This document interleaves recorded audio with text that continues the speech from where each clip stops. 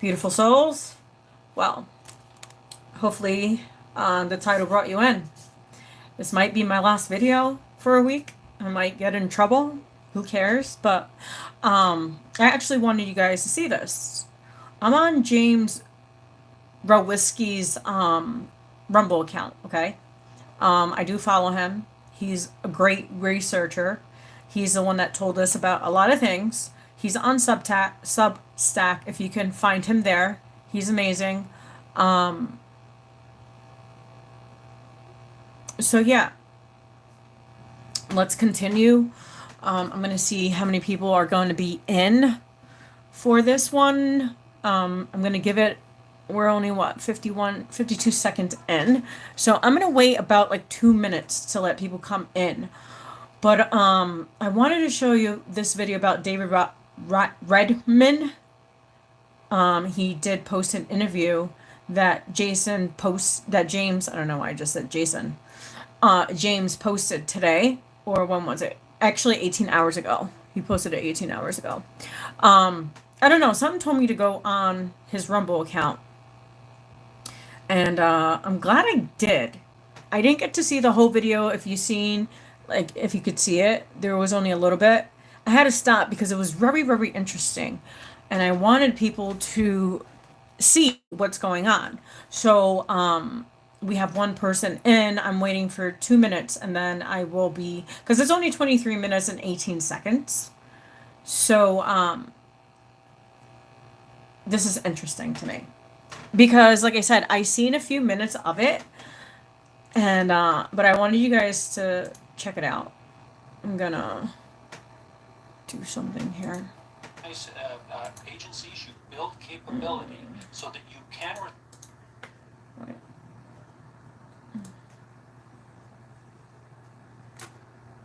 So you see, it's David. He was part of the emergency management agency. So he's going to tell you the whole story, how he got into it and everything. But obviously what we are in 2024, they're going to start the shenanigans. So I wanted you guys to be aware about what's going on. So I found it. But he was the former executive director of Alberta Emergency Management Agency. So he does all the emergency, like pandemics and stuff, but he's no longer in the services at all. He doesn't do anything. He's retired. But let's continue. Okay, we have one person. I don't want to be on too long. You guys can rewind it, whoever comes in. But this was pretty interesting. And I'm retired. I retired. My name's Dave Redmond, and I'm retired. I retired fully in 2013. But prior to that, I did 27 years in the military as an officer in the Canadian Armed Forces, Army specifically, and then did another 5 years with Emergency Management Alberta. And then for about 7 years after that, I did consulting with federal government, provincial government, the U.S. government on emergency management. So what exactly is emergency management for someone who has no idea? Emergency management is a disciplined process that constantly looks at all the hazards that could potentially affect the jurisdiction you're in. So it's based on an all hazards approach. You're constantly monitoring the hazards.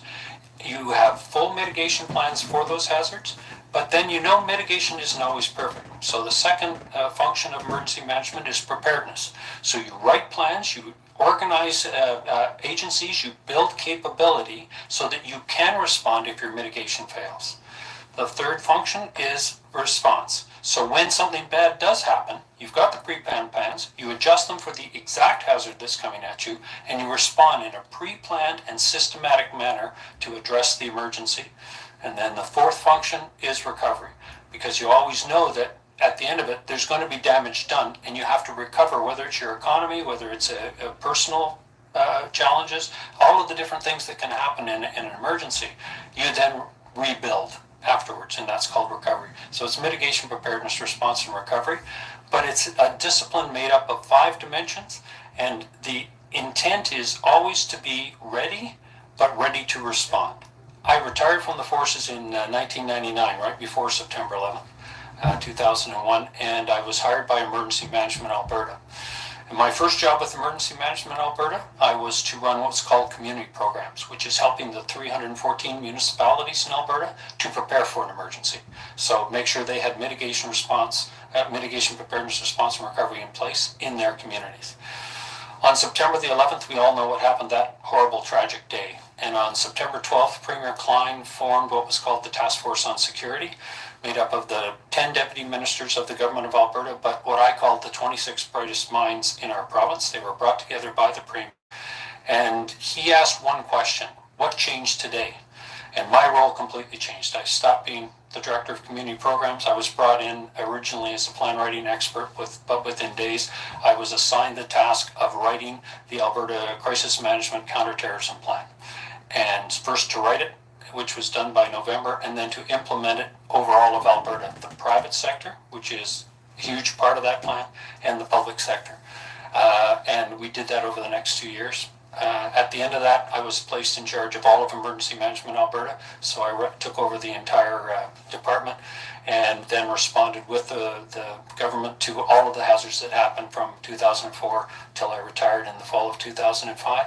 And so worked things like the major floods and the huge forest fires that happened in those years, working directly to support confidence in government with our Premier, but while doing the mitigation, preparedness, response, and recovery for each of those major emergencies. So with your experience then, do you feel like the current emergency that you've got, say, the credibility to be able to weigh in on it? I would hope that people with my type of experience, both the military, but in particular the working with the provincial order of government in emergency management, would have been the type of resources and assets that the government would have looked to if they had needed them. So in March, when I saw our province pivot to a lockdown, a non-pharmaceutical interventions philosophy, which time and time again has been proven to be ineffective and not the way to do it, so much so that there are complete lessons learned and complete planning documents that say, don't do this, I was dumbfounded. I couldn't believe it. And so for about 15 days, 16 days, I watched the news and I was horrified, absolutely horrified. I then picked up my pen because I couldn't help myself anymore because I want to be retired. I do not want to work. But I wrote to the Premier and explained to him exactly what I was seeing and what should be done as opposed to what was being done. And I wrote him a comprehensive letter and explained how the mechanisms work, that the emergency management organization should have been placed in charge. Health should have been looking for surge capacity and helping to build the quarantine plan for our seniors, and that clearly wasn't happening. What I couldn't believe was that we closed our schools, which is a non-pharmaceutical intervention strongly deterred against in all of the previous plans. That we were locking down our business, strongly discouraged in all previous plans. That we were telling people to isolate in their homes. Every one of those types of activities, all of the non-pharmaceuticals, we were sending home healthy people. People, if someone would walk into an organization and someone in their family had tested positive and it became known, we would send all the healthy people in that organization home. Self-isolation of people who've been exposed but not actually sick, totally against all the non-pharmaceutical intervention. We did everything that we were told from previous hard lessons learned not to do, we did them. So the damage to the education of our children, the damage to our small business, the damage to people's mental health, the damage to societal health all started. But we could have stopped it. We could have stopped it in April if we turned the corner and said, no, we're going to follow a confidence-based approach instead of a fear-based approach. Because what happened right at the start, in my opinion, is the medical officers of health in all 13 provinces and territories in Canada were placed in charge. And they pivoted to a mission statement that is, we will protect our medical health care system. When the mission should have been, we will cause minimum damage to our province through COVID-19. Two completely different mission statements. But when you place the medical officer in health in charge, that's what they know. Protect the medical system. Protect the medical system has destroyed the mental health, the societal health, the education of our children, the effects on other serious diseases like diabetes, cancer, and heart disease. Those three people have been abandoned, so much so you're now seeing ads on TV all across Alberta from the Heart Association and from the Cancer Association begging people to go to the emergency if they have symptoms because instead of going to the emergency, they're dying at home because they're terrified of catching COVID. So we've created long-term illness, societal impacts, mental health, the education of our children, and let's talk about doubling the national debt of our country. Yep. If we don't think that doubling the national debt of Canada isn't going to have 2 decades worth of impact, then we're living in a dream world. Because when you double your national debt, there's simply less money to transfer provinces for healthcare, for example, for the next 2 decades.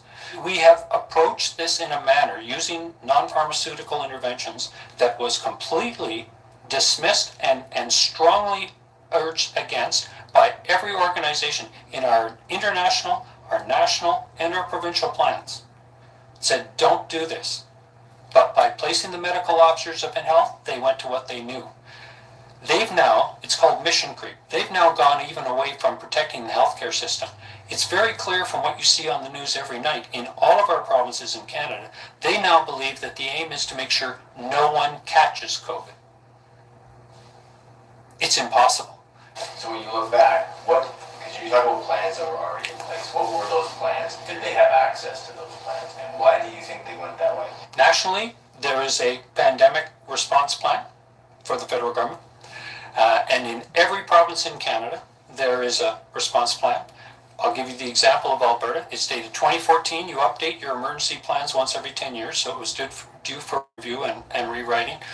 I knew about it simply because I was the lead of the emergency management team that wrote the 2004-2005 version, which was then updated in 2014. It's still on the Government of Alberta's website. You can download it. And it has 4 goals. The first one is to stop the spread of the disease and to minimize death. That's goal number 1. Goal number 2 is to stop the societal disruption caused by the disease, and in particular, to assure critical infrastructure. We have a power grid, we have natural gas to heat our homes, we have water supply, making sure those things are sustainable. So that's goal 2. Goal number 3 is to ensure the minimum economic impact on your province, Alberta. And the last one, to ensure an effective and efficient distribution of resources during the pandemic and the recovery. 4 goals, we failed at all 4. So we failed at the first one, and we completely ignored the other 3. You can't tell me that we believe that we've done the minimum economic damage to our province by what we've done. And that's what happens when you use non-pharmaceutical interventions. It's going to cause all those other disruptions, and that's why they're so strongly recommended against. Because to overcome mental health, societal health, education of our youth, collateral damage to other severe diseases, and your economy, you don't use them. But we've got those 5 in spades now. Think about the people who have committed suicide, our extra drug overdoses, caused by a campaign of fear. That comes out of lockdowns. If you had followed a campaign of confidence, saying, we've built surge capacity in our hospitals, folks, we're ready for this disease. We've quarantined our long-term care homes, and look, we've got the lowest per capita rate in the world. We have ensured that our economy has stayed open to the largest extent possible. We've only imposed very, very minor limitations on our industry, and our economy is continuing to do well. There's never any context given. When a medical officer of health talks, in Ontario, for example, at the peak, they said, we've got 1,700 acute care beds filled with COVID patients. Our hospital system is being overwhelmed. What they never bothered to say is there's 22,358 acute care beds in Ontario. 1,700 out of 22,300. So it wasn't COVID that was overwhelming the hospitals. Something was, but it wasn't being talked about. They were using COVID to try and justify the fact that they hadn't built surge capacity to handle perhaps an extra large number of patients. But it certainly, COVID wasn't overwhelming it when you've only got 1,700 cases out of 22,000. We've never given denominators. We're not getting anything in context. It's intentionally not given in context for the simple reason that that would destroy the campaign of fear. Why? Because that serves the agenda of preserving the hospital system. A 16-year-old sent me a drawing, and in the middle is the medical officer of health standing in front of a hospital with light beams coming out of it saying, protect our healthcare system. Surrounding it, behind it, is a massive body bags of all the seniors from long-term care homes. So the little sign says long-term care home deaths. Over here, mental health care deaths, societal deaths, the entire concept of economic devastation with the buildings on fire of all of our small business and all of the other things, and our interrelationship between provinces with big roadblocks across barriers between provinces.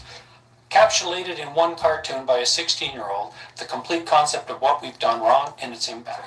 So where are we today? Where are we today, and what do you think needs to get done? Now we have to pay for and somehow recover from the massive mental health that we've done. We need a plan for mental health to get out of this. We need a plan for societal health to get out of this. We need to find a way to undo the damage we've done to the education of our children and their social development. We need to make sure that we're ready to handle the extra cancer patients, people that are suffering from heart disease, people that are suffering from diabetes, people that are suffering from dementia that aren't in our long-term care homes. Build a plan for each of those areas, and we need to figure out how the heck we're going to recover our economy. So my thing is two pillars, but it's all based on removing the campaign of fear first. You've got to remove the campaign of fear and turn to one of confidence. And I've written specifically how to rebuild confidence to every one of the premiers. I sent them a briefing note as recently again as February, but I told them the same thing last April. And rebuild the response based on confidence. Confidence that our healthcare system isn't going to collapse. It never has, and it's not going to. Because we're going to build surge capacity, both in infrastructure and personnel. We've had a year to do this, and yet somehow the only way we thought we could build surge capacity was stopping other treatments and other surgeries.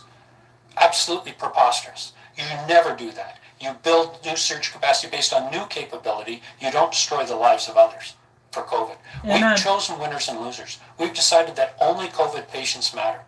No one else does. That's why we've got the mental health problems, the societal problems, the economic problems, the education of our children problems, and the increase in deaths in the other diseases. Somehow we completely threw away all the lessons learned that were learned the hard way, and now we have to relearn them again the hard way. One of the things that we should have done in March, we have a pre-written plan, right? Reason we do that is so you can immediately and quickly, you take that plan, you adjust it for the actual disease, because the pandemic plan was written for any old pandemic. You focused it in on COVID. We knew who the target was for this disease. Could have been different for a different disease, but for this disease, it was people over 60 with multiple severe comorbidities. So we take the plan and we tailor it, and in the plan we put in the isolation of long-term care homes, we put in the plan for dealing with people not in long-term care homes, all the rest of that. And you actually publish it through the media to every member of your jurisdiction. Let's use Alberta. The Premier of Alberta writes a written plan that not later than the 15th of March, we saw this coming in February, we take the pandemic plan, we bring the emergency management team together, we bring all the 10 major departments that are going to be involved. One of them is health, but there's a whole bunch of others. You write a plan. You issue it through the press to the public. Then the public knows exactly what the plan is, by phase, what are the triggers to move between phases. They know exactly why they should have confidence in government and what the government's going to do for each type of thing that could happen. And there's a page in there that says, and this is how you give us feedback. You got a better idea? Tell us. Instead, everything's been a surprise. There's been no published written plan. Nobody has a clue what the government of Alberta is going to do from one day to the next. And it's pretty clear they don't either. Because the medical officer of health is making it up day by day as things happen. I take you back to the meatpacking plant, the abattoirs that had the outbreak. It came as a complete shock. Let me describe the livestock industry. It's no-brainer.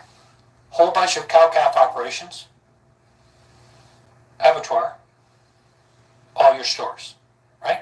It's a venturi. And in every system we've got, whether it's agriculture, energy, there's venturis. We know what those are. We have lists. They're classified. We don't tell the public. But we have lists of what the critical infrastructure in every province in Canada is. As soon as we saw COVID coming, the worry is too many people get sick from COVID.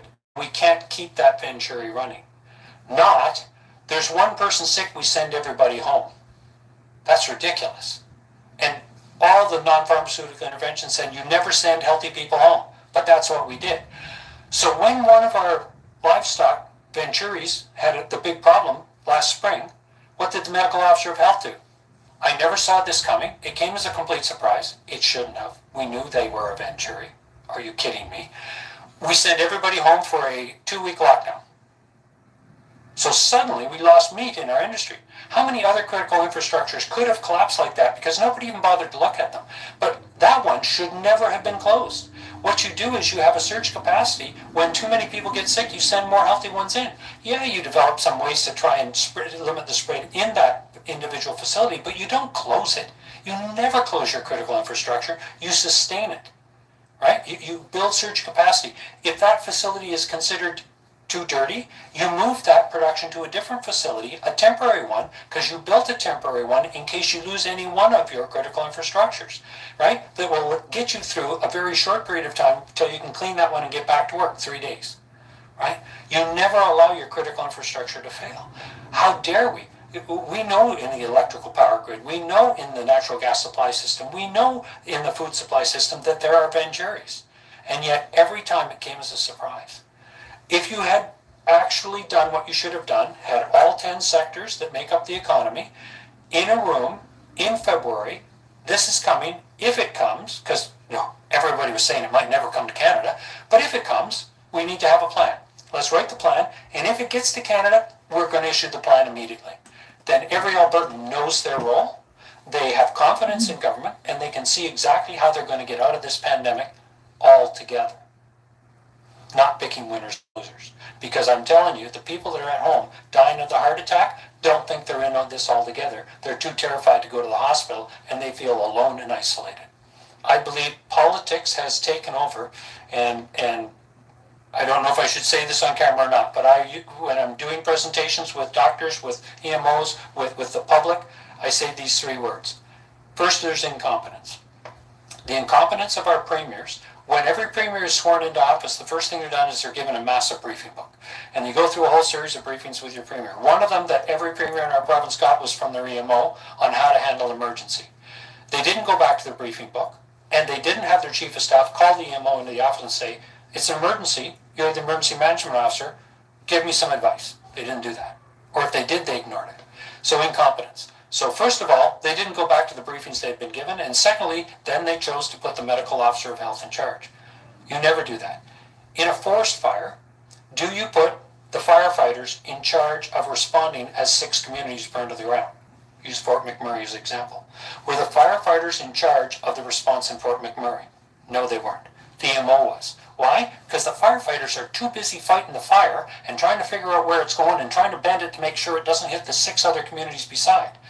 The EMO takes care of making sure there's still food in the town that's about to be burned to the ground, warning the town when it's time to get ready to pack up, working with the emergency management officer who is trained and living in that town by the Act in Alberta. We have one. He's there. Telling him this is what you should be doing with your community. Make sure your mayor is involved. And then sending the trigger to say, get out of town. And then when the town burns to the ground, starts the immediate recovery to build the town back, to move the people back, to keep them advised when they can go home. That wasn't the firefighters. The firefighters did none of that. So why do we believe the medical officer of health should run a pandemic? Their job is to ensure that the medical system stays sustainable through surge capacity if required, that they give good advice to citizens on what they can do to help themselves to stay healthy, to make sure that we tell citizens when they're not at risk, i.e., all of the population except those over 60 with multiple comorbidities, and why they're not. Because of data from the world, right? We're not just saying it, we're backing it up with real data. All these things that should have been in that written plan that we issued right at the front. They weren't because we've never had a plan. Incompetence at the start. The premiers, number 1, not going back to the briefing book they had, and number 2, putting the wrong person in charge. Then hubris.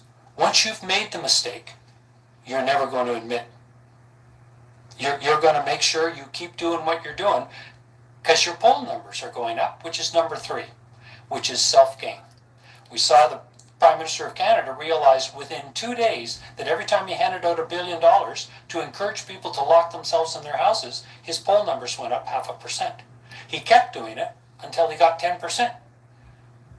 He spent $254 billion to tell people to lock themselves in their homes.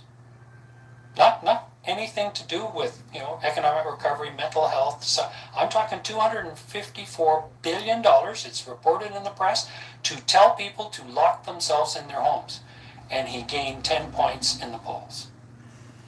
We took about 20 million people in Canada, make up our workforce. 8.9 million of them, at the peak, were either on CERB or a wage benefit through their employer. We took half our economy, half were still working, but we took half our economy and hid them in their houses from a disease that probably, for 99.9% of them, because they didn't have severe comorbidities and they weren't over 60 years old, had almost a zero chance of dying of COVID. And at worst might have had a severe case of COVID in 1% of them. If you had the chance, we can get this film in front of the premiers, in front of the PM office, what would you say? I would say, please let us help you. We've been begging to help you, both the doctors and the EMOs, who aren't medical officers of health. Let us help you. Please let us help you. We know how to run an emergency. We know how to write in a plan. We know the process to bring all the right players, all of industry, all of the private sector, all of the public sector together in order to manage this emergency and to stop doing what we're doing and to make Canada a role model rather than the place you don't want to be. Wow. Did you just hear that, guys? Did you guys just hear that? Because I did. I sure did. Sure did. So, okay, that was very interesting because he made a lot of sense. I'm going to tell you why. Because I work in the mental health field, right? And I have to create a plan for a child. Every child is not the same. Every child is different. Every child is unique. So every plan that I make for a child has to be with that child. So did you just hear what he said about let people that actually know how to do their job to do their job, instead of people that don't know how to do their job and telling everybody else how to do their job? They don't even know how to do the job themselves. Interesting, isn't it? It's very interesting, that's all. So I just wanted you guys to see that because I thought that was just really shenanigans. Wait, what did I just do? Oh. My name's Dave Redmond. So, yeah. We're just gonna post that up there. So, yeah, he made lots of sense. I don't understand why a lot of people couldn't just think out the box like he did. But I wanted to post that. I know I was supposed to post another video. I don't know. I might be on tonight. I'm not sure. I'm seeing how my day goes. I was on earlier, and I'm on now. So I might be back on. I don't know. 3 times is the charm, isn't it? And I don't know. Let's see what else goodies I can find for you guys. You know.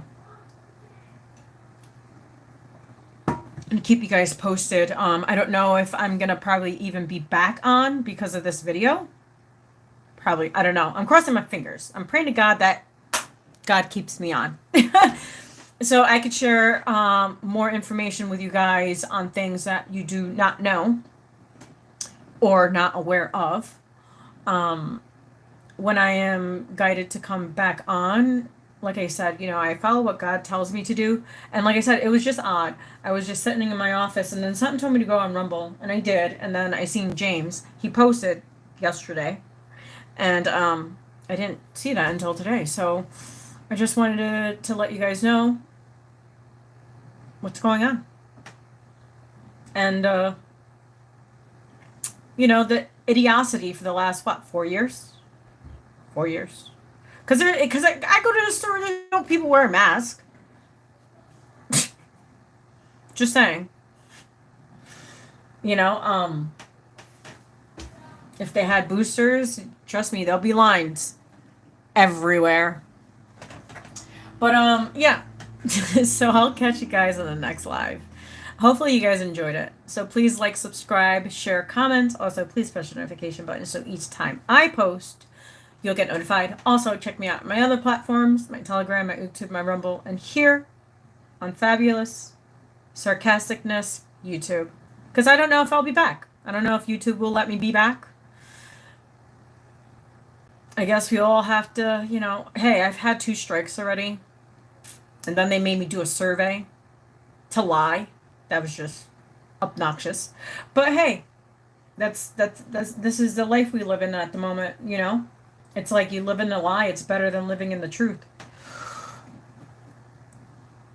I know, right? So sad. But I'll catch you guys next time. Bye.